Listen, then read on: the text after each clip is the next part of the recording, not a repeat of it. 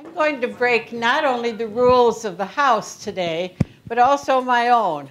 I scarcely ever, over the many years that I've been talking, have notes.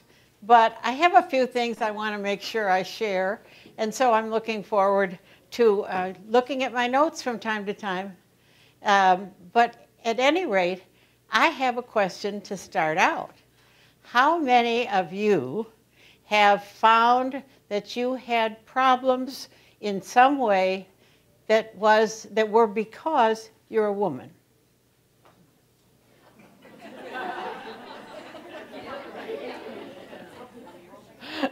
And how many of you that are under 55 have had those problems? Okay. Here I thought we'd come a long way. Anyway, yes, you've come a long way, maybe is my title. You know, sometimes we need to go back a long ways to figure out how we got to where we are today. And I'm hoping that my reminiscing will help us reach a little bit of understanding of some of the things we older people did when we were your ages. One evening, Jack came home, my husband, Jack came home from the city, and he walked in the kitchen where I was fixing dinner with little people scrambling around the floor and playing. And so he looked at me as they were climbing up his legs, which they always did, and said, "Gwen, I think you need to do something." And I said, "I thought I was doing something." And he said, "No, I'm sorry. I meant for yourself." And at that point, the shape of my future changed. I went out into various organizations in my community and thought I'll check and see what can I do that would be meaningful to me and that maybe would be meaningful to the organization. I stumbled happily on the Glenview, I lived there then, a League of Women Voters. And here was a room full of very bright gals, people who had studied, who had done many things, and some of them who were younger that I could get acquainted with. And there we all were, really working on problems, national, local, everywhere. And it seemed sensible to me that that was something I would really like to do, so I joined. But not long after that, I learned something that really surprised me. Many of the women who were in this organization, and at that time it was all women, really were absolutely unable to speak in public or even at the committee meetings. This was such a challenge for them. They felt too anxious to speak out at all. Well, I thought, Gwen Trindl, that's a challenge for you. Because I had been a graduate of Northwestern in speech and communications, and I thought, I have got to be able to think of something. I knew lots of people out there had the problem, but even one of the women that I was talking to in the league said, you know what I really want to do? I'd like to be on the school board. But she said, I couldn't possibly talk at the meetings. Well, you know, that was not to be allowed. We had to work on that. But at any rate, it was a surprise to me because some of the people seemed so positive and strong, but they were just absolutely like this when they wanted to speak out. We needed to put aside, and this is the important thing about speaking in public, we need to put aside the thinking that it's about me.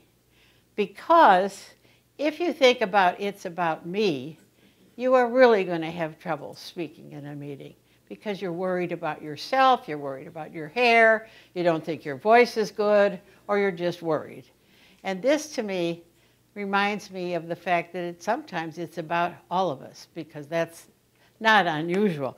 But at any way, at the same time, we need to learn to function as a team. It's very important for any organization to have a really good working team. Have the committees, have the people achieving the goals of the organization, and you really need to work well together. One of the things that I did want everyone to know back in the day, because this had been my field, was, you know, there are very valid ways to make it a team, to make it productive. First of all, you have to listen and listen and listen. But for the leader of the group, it has to be a situation where she or he will actually realize that he must take control. You can't have a meeting and let it get away from you. And I know you've all gone through that. There are so many ways to work it through, and you aren't being unkind as a leader, but you are definitely working to make it work. And that is how you do it. One of the things that we learned, or that I tried to help the gals work on, is ways to work as members, good members of the group. And we have to be able to learn to communicate with freedom. We have to work together. We have to resolve disagreements, avoid digressions, clarify misconceptions with a firm and really an even-handed manner. I decided that if the league wanted me to do it, I would be glad to give little classes in meeting management. And I did so thinking, well, some of it I had to make up anyway, but I figured I could really tell. I could really manage to do that. And it kind of grew, because in the several months it turned out that I was asked to go around the state and give those meetings. We all realized that suddenly there was a lot of need to know how to make a meeting work. So that's what I did, and I thought it was a really good experience.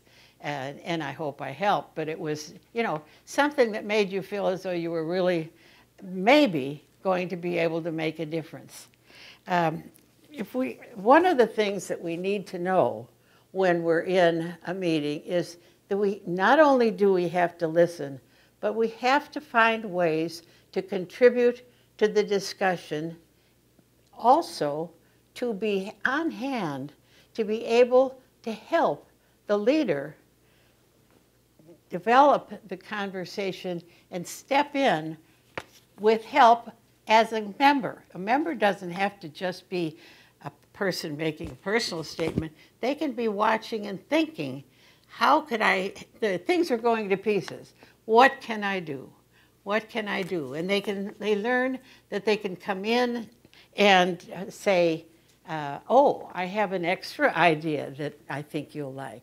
Or how about the facts about this? Are we really looking at that? Or other ways of encouraging that it's well for them to feel perfectly free to try to say something positive to make the meeting work. Obviously, your leader is going to do that as well, but if members of the group are in a position to do that and will try it, it makes a huge difference. I have a friend who wrote a book. It's out of print now. Her name was Jean Bradner, and she wrote a book about being in meetings, and she had names for all the people who were in the meeting. Each of them was some kind of an animal. And it is a great book. She wrote this many years ago, bless her soul. And it turned out that I had also written a little pamphlet for the League in Glenview before we moved to Winnetka. And here we are on the same track. I was always so excited because we were on the same track. But at any rate, I wish Jean's book were available because I would really strongly recommend it to all of you. But at any rate, you know, always up in our minds, we have to keep, in fact, the belief that we need to get to an outcome. We have to get there. And so whatever we can do as members of the group and whatever the chairman can do to forward that prospect, that's what has to happen. When our youngest son was in school all day, I got to thinking about me. I really think that I need to go back and take my advanced degree in communications. So I wrote a letter to the admissions office at Northwestern and said that I wanted to come back and so on, and wrote a nice letter. And the letter I got back said, from the gentleman in the office, I might add, said, we actually do not prefer to take older women back for their advanced degree because their time to practice this is not going to be enough, and we like to save those opportunities for younger people. I really got that letter. And I sat there, I was 40 at the time. It really is true. So I decided to move on and do something else. But it wasn't long after that I don't know if any of you remember this, but there was a sudden movement by the colleges and universities to realize that there were women out there who could be students and could add to the tuition coffers. And what were we doing? Turning them down. So actually, that was called, it became known as the era of the returning woman. And boy, did a lot of women take advantage of that. Some of them hadn't finished their degrees, they'd gotten married or one thing and another, and so they just flew back to school. And it was really, really a very productive change, and a lot of them, it made a huge difference in their lives. It was really a good thing. I think nowadays, if I were to tell any school that they wouldn't let me back for my degree when I was 40, they'd fall over in a heap. But ultimately, my personal journey led me to village government. I was really interested in it. I'd been on the Plan Commission in Glenview for 8 years and learned tons. I was just enchanted with the whole informational system that I gained. And so I'm now in Winnetka. I decided that it was okay. They wanted me to run for village council. And I thought, well, I think I can do that. So I ran for the council, and I took my seat there for my 4 years. And at the end of that, for some reason that I will never understand, really, now I know that sounds silly, but it is true, I was nominated for village president. And I was the first woman to hold that office in Winnetka. There had been trustees.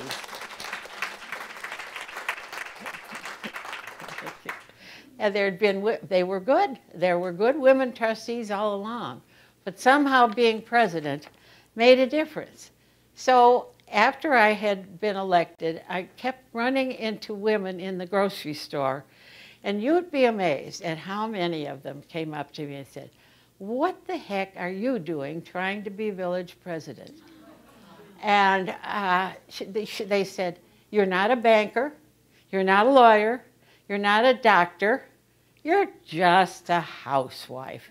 Why are you doing this?" Well, that was a challenge.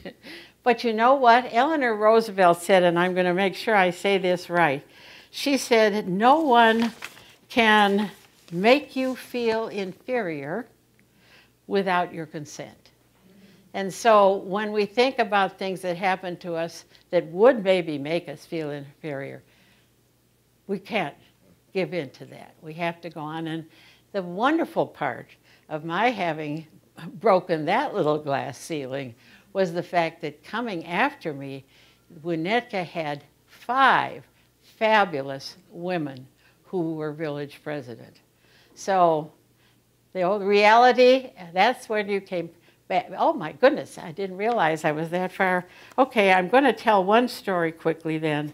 I recently spoke to one of two women who was a doctor and was the only one that allowed in her medical class. She was an older gal who retired. And then she said, I loved it, but they just were not very interested in having women. My grandson just was graduated from medical school, and half his class was women. He's now an intern becoming a resident this month at Columbia Hospital in New York, and almost half his class there is women. Now, I think that's progress, and I think it's something that we can all be happy about, because boy, do we need good medical care. But one other quickie, and that is this. My niece, who is a doctor of clinical pharmacology, surmounted her early career as virtually the only woman in her field. And she recently had served as chairman of a major international organization, and had given keynote speeches at several events in that field. She told me that a man had come up to her after one of the meetings and said, I think that you are the top female clinical psychologist in the country, maybe in the world. And she said, if you'll take the word female out of that, I will definitely accept with gladness. So, and you know, this gal, you wouldn't realize, she is just a powerhouse. And it's such, and I helped train her a little bit. Now, don't. Anyway, is it clear sailing? The glass ceiling's still there. It's showing some cracks. It certainly has been pushed upward almost every day. So I think we are making progress. And I think the big thing that we can all remember is we need to be together. It's not about me. It's not about you. It's about all of us. Thank you. Wow, thank you. Thank you.